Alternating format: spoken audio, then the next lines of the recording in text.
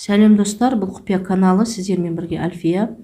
Достар, бүгін сіздермен сүре ән-намның қасиетімен бөлісетін боламын. Бұл сүре Құранда 6-шы сүре болып жазылған. Егерде кімде-кім осы ән-нам сүресін оқитын болса, тек қана 41 рет, бір кезек 41 рет оқитын болса, бұл адамның жабық жолдарының барлығы ашылады, жолы ашылады, және жұмыстарының барлығы жақсарып, Алла тағала бұл адамды дұшпандардың жаман дұшпандардан сақтайды.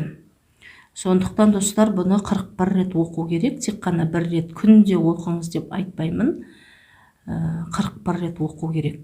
Сол кезде сіздің жолыңызды өзіңіз ашасыз. Сүре ән-намның қасиеті осы достар. Тағы да басқа сүрелердің қасиетін салатын боламын. Оның орнына сіздер мені қолдап, лайк басып кетіңіздер.